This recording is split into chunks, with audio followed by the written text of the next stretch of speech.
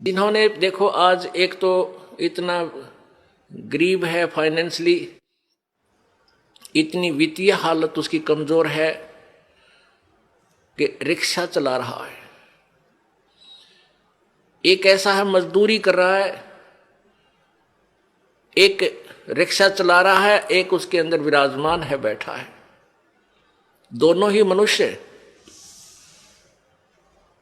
तो पुण्यात्माओं, एक गाड़ी चला रहा है ड्राइवर, एक मालिक उसमें बैठा है और गाड़ी भी मालिक की है।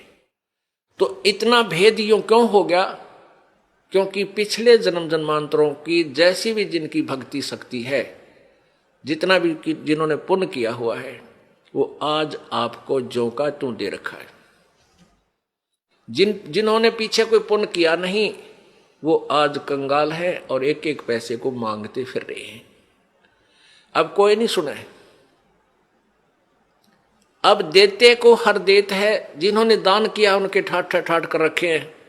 छोटा सा बच्चा बिजनेस में लग जाता है और चारों तरफ से उसके पूरी प्रोग्रेस हो जाती है, विकास होता है, क्योंकि उसने पिछले जन्म में पुण्य कर रखे, वो भगवान दे ही देगा, उसमें टोटा होने ना दे उसके।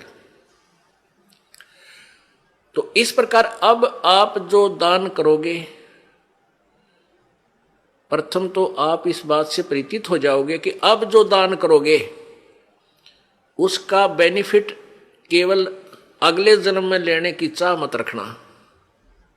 आप जो भी पुण्य करोगे या भक्ति करोगे, अपना जन्म मृत्यु का रोग कटाने के लिए ही करना। फिर रही बात आपको यहां की सुविधाएं, ये तो अपने आप मिलेंगी। ये भक्ति का जो बाई प्रोडक्ट है, यहाँ की सुविधा तो आपको फ्री ऑफ कॉस्ट देगा। ये भक्ति की विधि ऐसी है, ये भक्ति का वो यथार्थ वे है, पूजा का साधन है, जिससे आपको यहाँ की सुविधाएं तो अपने आप मिलेंगी, मांगने की आवश्यकता नहीं पड़ेगी आपको। जैसे गेहूं बीज दिया किसान ने, अब किसान का प्रथम उद्देश्य है कि भाई गेहूं हो, मेरा बालक मेरा परिवार भूखा ना मरे, हम जीवित रहें, अन्न को खाएं। और उसके साथ फिर भूसा और बन गया, वो तूड़ा बन गया, तूड़ा जिसको चारा बोलते हैं पशुओं का, वो तो पहले बना। उसका उद्देश्य केवल ये था कि मुझे गेहूं मिले। यहां भी आप देखते हो कि कई लोग ऐसे हैं पैसे वाले, इतना उनका बड़ा फार्म होते हैं, इन क्रेनों से कटवा डालते हैं गेहूं की बाली बाली निकाल लेते हैं और नीचे वो तूड़ा चारा काट कूट देते हैं, अंदर ही पड़ा रहता है।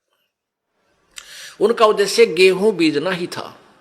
और वो जो तूड़ा है, वो चारा, वो फ्री में होता है, वो अवश्य ही होगा। तो आप यहाँ संसारिक जो आपके ये कार कोठी और धन सुविधाएं आवश्यकता, ये तो तूड़ा समझो इस भक्ति का, ये चारा आपको आप पे मिलेगा। और असली धन है मोक्ष। जो बाली है वो गेहूं समझो मोक्ष है। हमारा उद्देश्य मोक्ष प्राप्ति रहना चाहिए, ना कि वो चारा ही प्राप्त करना। अगर चारा उद्देश्य रहेगा तो आप परिपक्व नहीं होने दोगे उस फसल को, गेहूं को, और कच्चे कोई पशुओं को डालकर आप भूखे मर जाओगे, कंगाल हो जाओगे। इसलिए हमने इस प्रोसीजर को पूरी तरह समझना है, और वो समझाने के लिए आपको यहां बुलाया जाता है।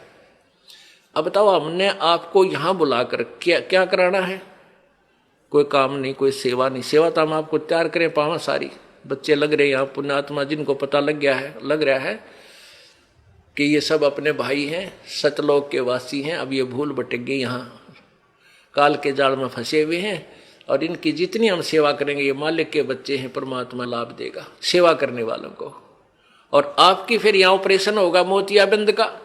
तुम कहाँ फंसे हुए हो, क्या करना था, यहाँ आए किस लिए थे, तुम कर क्या रहे हो?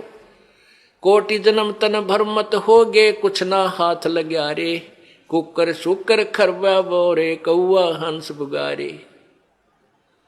करोड़ों जन्म हो गए तो आप जी ने यही कर्म करते हैं ना, अभी तक कुछ भी पल्ला ना पड़ा। आज कोई फैक्ट्री मालिक है, मृत्यु हो जा, कल गधा बन गया, ओ तेरे की।